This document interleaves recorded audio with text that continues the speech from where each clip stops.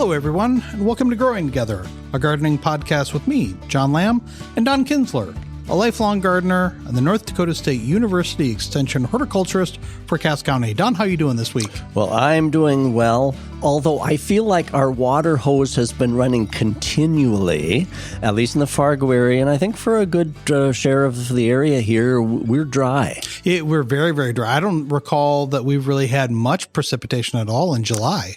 No, I think you're right. I don't think we've had any. Yeah. And so it's been really sparse. Yep. I know there's a few pockets in the area that got excess rain.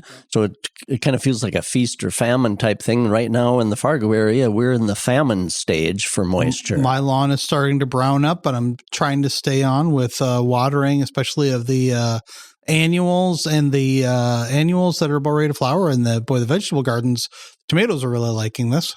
Oh, yeah. Heat, and if you can keep the moisture up. And, of course, we save our water for the flowers and the vegetables. And the lawn, of course, can go dormant, even though it's crunchy brown. I'd rather have nice green and lush.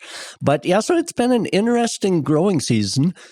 No two are alike, are they? No two growing seasons. It keeps us on our toes. That's for sure. And heading into the last week of July, it looks like it's going to be 90 degrees again. It's going to be hot.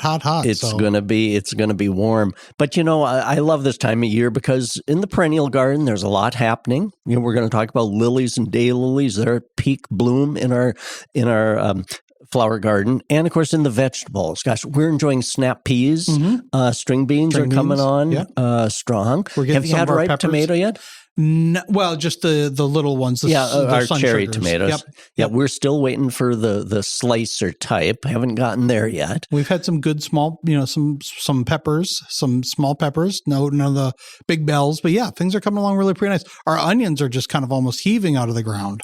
So that's yes. good. That's nice to see. So yeah, that is. But man alive.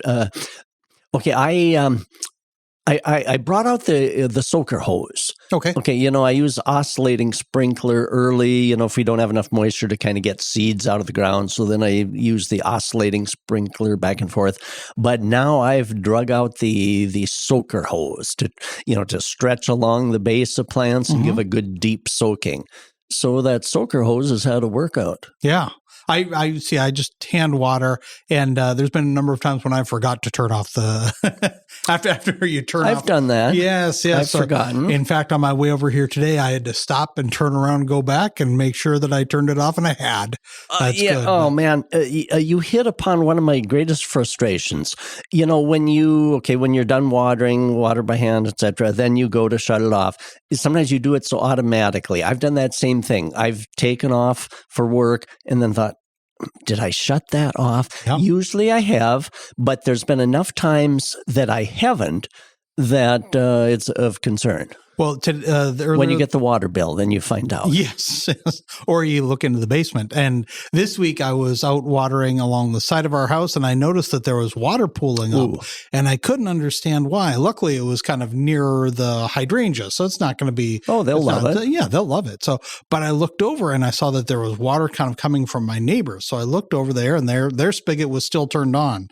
So I had to turn their spigot off and then go tell them, then see if they could check their basement and make sure they didn't have any water damage, because their hose was right next to the foundation of the house. So let's hope for some good soaking rains, in a good non-storm rains. Yeah. Yeah. This time of year, sometimes you get the rains and then you can get damaging winds. So let's hope we all get some good soaking rains in gentle style. Well, like you said, today we're going to talk about some of the things that are in bloom. That's particularly lilies. And you've got a question about lilies from our listener. Yes. Mary H. wrote in and said, I wanted you to see the Easter lily, the two plants that I planted at Messiah Church in Fargo last year after Easter. One picture is from October. The bottom picture is from today. It was July 20th. I mulched with leaves and they survived. I have a perennial bed at the church. Last year, instead of throwing the two Easter lily plants away, I decided to give it a try and plant them. I was so glad they came back this spring. The rabbits even left them alone. I faithfully listened to your Growing Together podcast. Thank you. Signed, Mary H. That's great. Yeah, thank you, Mary. And so Mary sent a photo. She actually had sent two photos. So Mary planted them last year, right after Easter. Okay. And then very typical. So in 2025. Exactly. And very typical, you plant them out in the spring, and it's very typical that they will bloom that same fall. They'll start regrowing, and they'll bloom September, October. And then if they overwinter, they bloom at normal lily blooming time, which is middle of summer. As Mary indicated, July 20th, they were in full bloom. Now, what is fun with that is the Easter lily, and the typical big white Easter lily with the yellow anthers in the middle, that we think of the potted Easter lilies. They are native to Japan. They're about a zone 5. So we're a zone or so too chilly for Easter lily to survive without some protection. But as Mary indicated, she had mulched them with leaves. And I always suggest that gardeners try it at least once during your gardening years. So instead of throwing it out, plant it in the spring. I've had them come back for a couple of years, and then if I didn't mulch them, eventually they zoned out and just didn't return. But anyway, they're beautiful, and the big white blossoms, I can almost smell them from here. So thank you, Mary, very much. It's always fun to see people's success.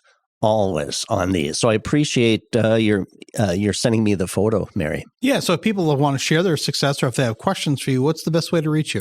Send me an email, donald.kinsler, spelled Kinzler, at ndsu.edu.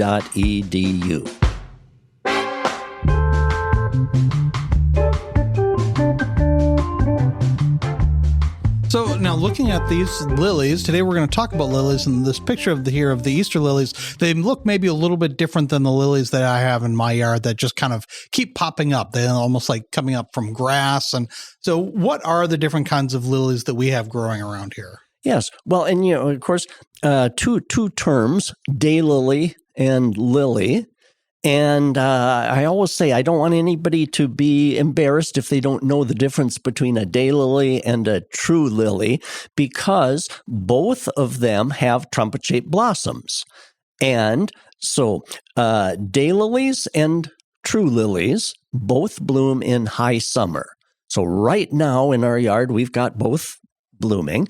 And so the easiest way to tell them apart, because the flowers look kind of identical, the easiest way to tell them apart would be if you dig them up to divide or whatever, you'll quickly see the difference. True lilies grow from an underground bulb. Think onion. An onion is a true bulb. So the true lilies are originating from that bulb. They send up a stalk. Also, the daylilies grow from just a fibrous, slightly enlarged root. So if you were to dig up that clump of daylilies, you don't find an onion-like bulb under there. You just find a bunch of kind of thicker type roots. But also, if you look closely at the plant itself, you can tell the difference between a daylily and a true lily. Daylilies have strap-like leaves that all originate from kind of ground level, a central crown, and all those leaves come up and out of that. And the flower stalk also comes up and out of that crown at soil level. True lilies, on the other hand, grow from a taller stalk. So out of that bulb underground that's invisible down there, in the spring, out comes a stalk that grows upward, of course, and the leaves come off of that stalk. So they're not all coming off of one point at ground level like daylily, but instead the leaves are coming off of a stalk. So think of the Easter lily, a potted Easter lily. Picture how those leaves are coming off of a central taller stalk, and then the blossoms form up at the top of that stalk. And so you can tell the difference between daylily and a true lily just kind of by even looking at the plant itself. And, well, why does it make any difference that we know the difference between daylily and a lily? In fact, I kind of wish they had chosen a different name for the daylily, just so that, because they share that same lily name. Are they related? No, they're not. They're two different botanical families, so they aren't even. No, they aren't even really related. And the reason for telling the difference is because for propagating them, starting new ones, it's totally different. And we'll get into that a little bit later. But now, since you mentioned, are they related? The botanical genus of the daylilies is Hemerocallis. Sometimes I've heard that pronounced Hemerocallis. And that means, it's a derivation of the Greek word meaning beauty for a day. Now, another difference between these daylilies and true lilies is the length of time that flower stays open. So daylilies, and of course, daylily, the reason we kind of nickname it that is it means the flowers only last for a day. So sometimes you might think, well, gosh, do I really want a perennial that is only open for a day? But they send up big clusters of buds. And so even though each flower only lasts a day, there's others that take over immediately. And so you get a prolonged bloom. And so that works well. The true lily, each of those flowers lasts a week, maybe even up to 2 weeks or so. And so there's even a difference on that. The botanical genus of the true lily is Lilium. And so probably in their distant past, there's probably a relationship, but they're certainly different genera of botanical plants. So it's kind of interesting to get into those. And so the other thing that's fascinating, as I kind of mentioned, is that they're both blooming in high summer. So that's why sometimes people get a little confused, daylily, lily. And so it's fun to kind of look at the similarities, but also the differences on those. Now, do you have both in your own yard, both lilies and daylilies? We only have daylily. Well, no, I take that back. We have daylilies that we kind of inherited that were just there, when we moved into the house.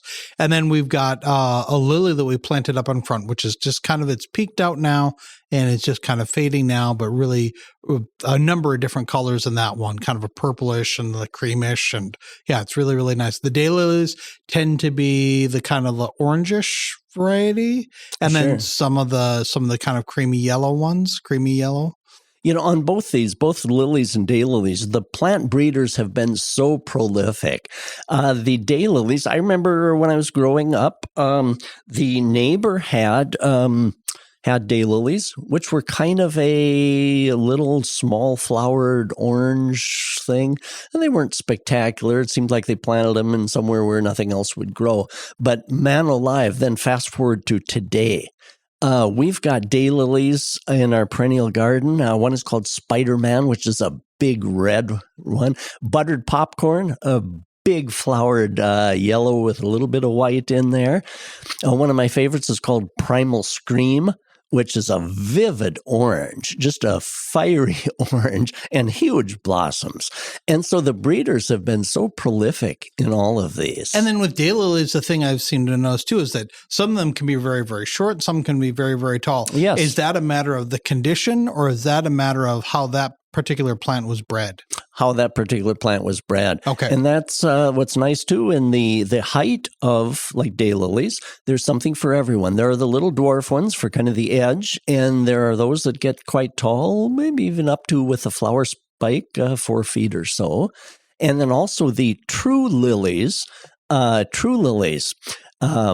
Now, let's talk a little bit about the different types of true lilies, maybe, before we get into the culture.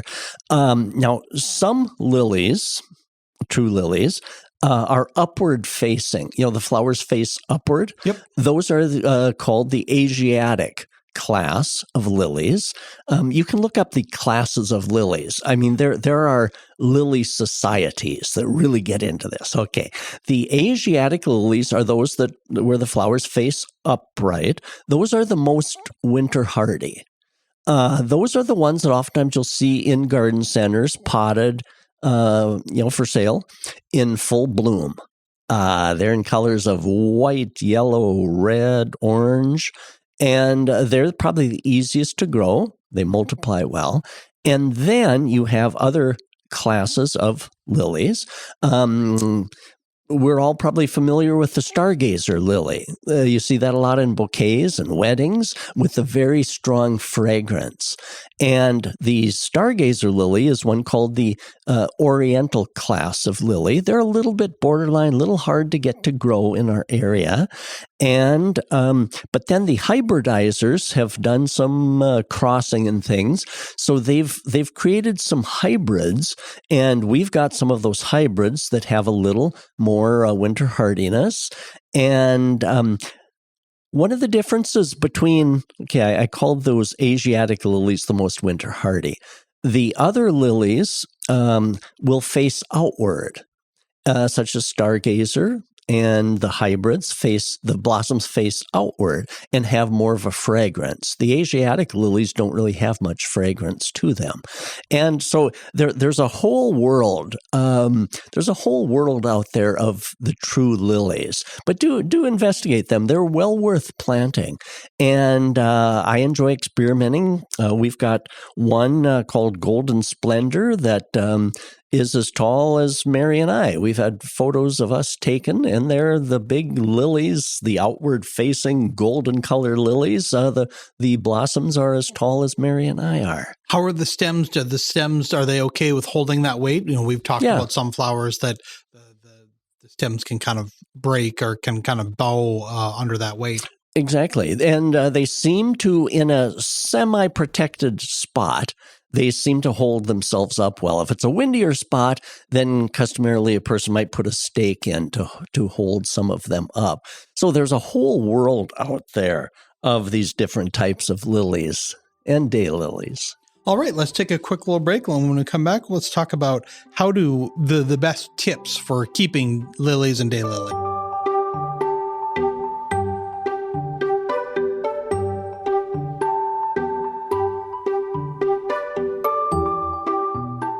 Local news affects your life, giving you the confidence and clarity to make better decisions every day. You can support that with a digital subscription.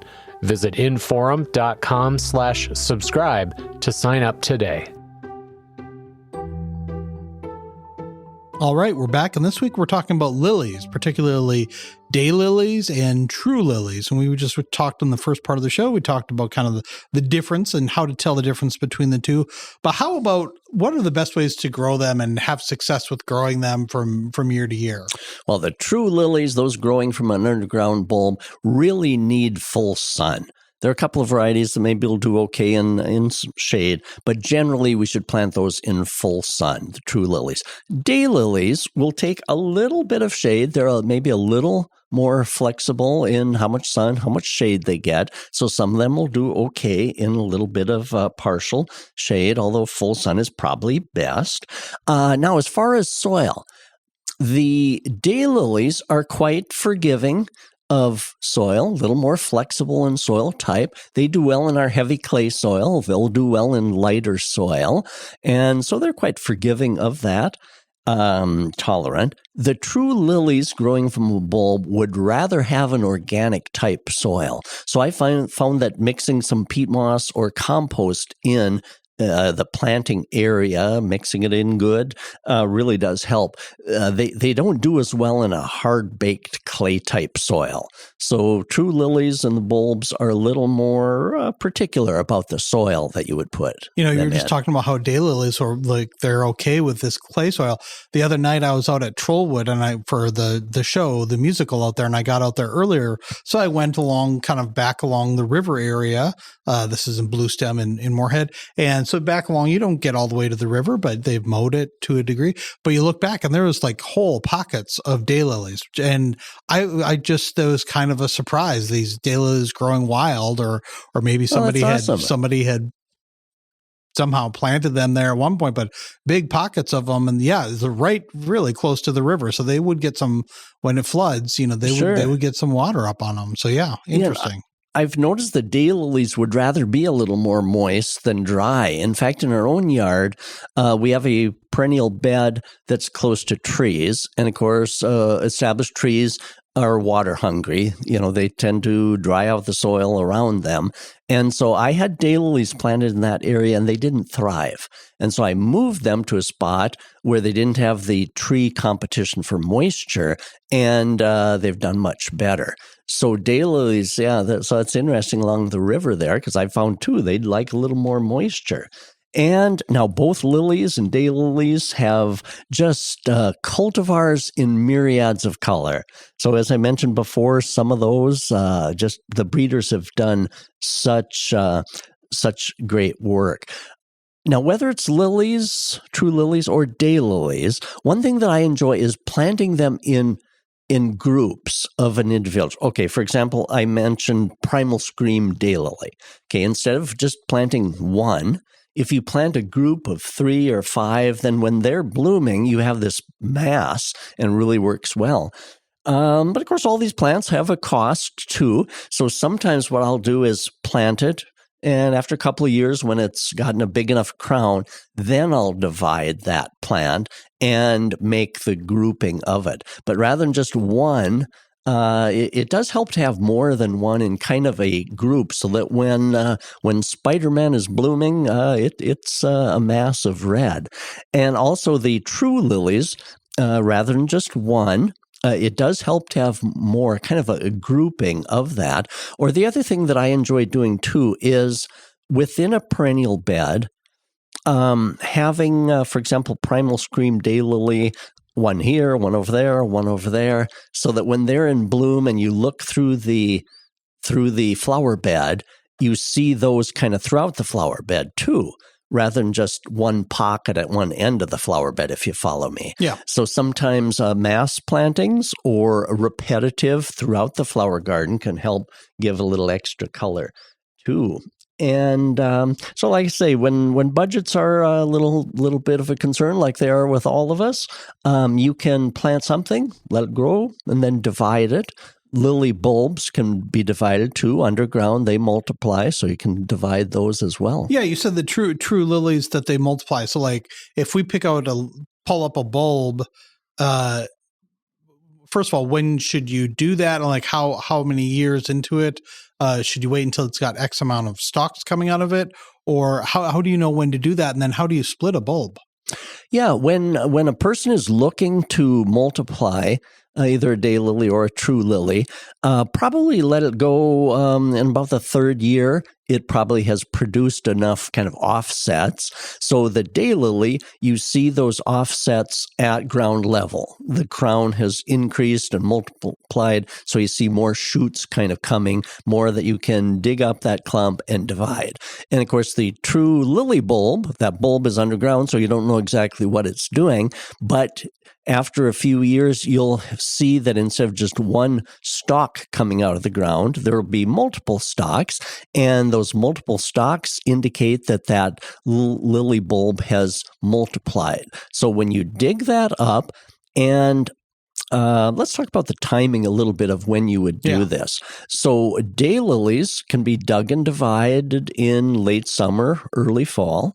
Is good. And on true lilies, September is usually the time. So in September, when you dig up that true lily and underground, then you'll find a bulb.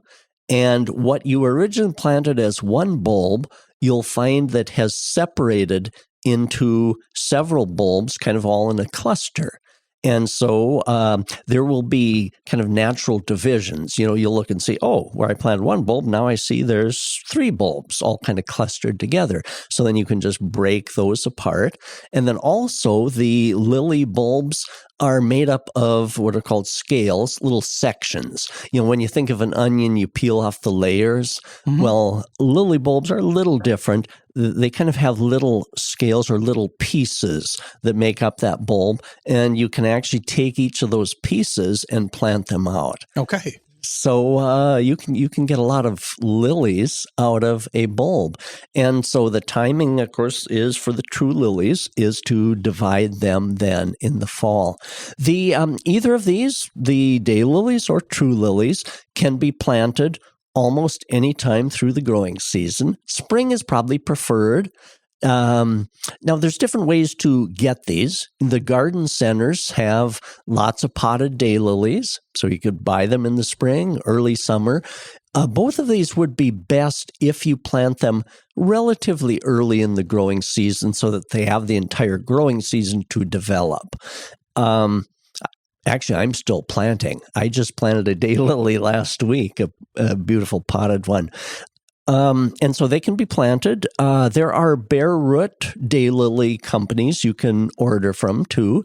And so they'll send it in a plastic bag, kind of a bare root. That's a good way too.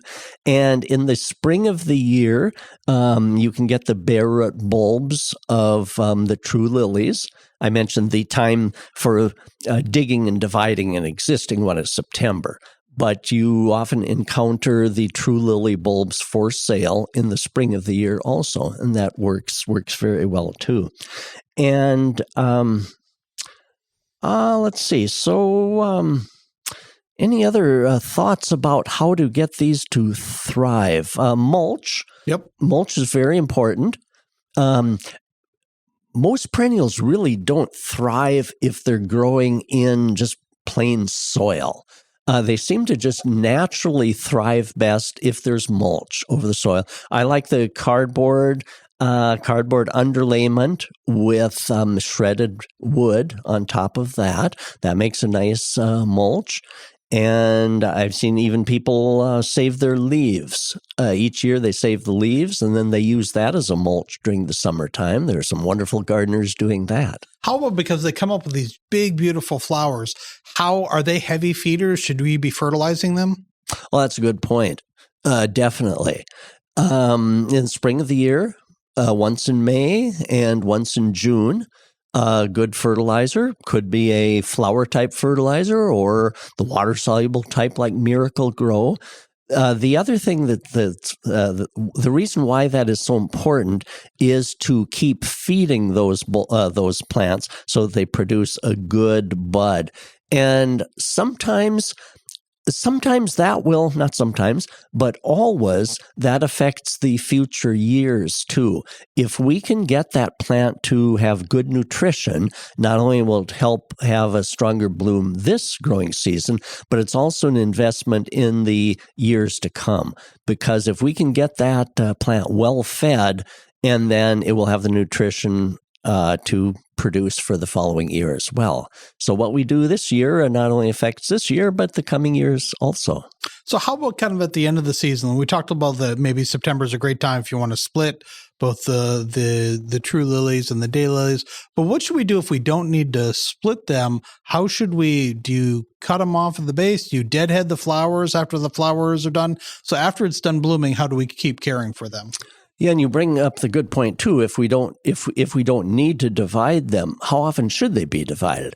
As long as they keep blossoming strongly, there's really no need to divide either lilies or true lilies or daylilies. But if ever they start kind of looking like they're just crowded, not blooming, then that's a signal to dig and divide. But okay, if a person does not need to do that in the fall, both the daylilies and the true lilies, you can just leave the old part on over winter, especially the true lilies, that stalk. I think it's important to leave that on and then cut it down the following spring. If a person cuts those stalks off in the fall of the year, it doesn't mean it's necessarily going to die, but that is leaving an open spot in which cold maybe can penetrate down through that stalk a little more. A good mulch, very important. Daylilies can be cut back in the fall. They are so forgiving and so tolerant. So some people opt to cut them back in the fall of the year. I like to leave almost all perennials intact over winter. I just feel like they winter better that way. They survive better. Peonies, I do remove those in the fall of the year because of disease. They can get fungal diseases so easily on the leaves. Iris, I usually cut those back because they get kind of sloppy and mushy. Hosta, cut those back in the fall because the following spring, usually they're just mushy and limp. But daylilies and true lilies, I prefer to leave those on over winter. All right. Anything else that we should know about lilies? We covered a lot.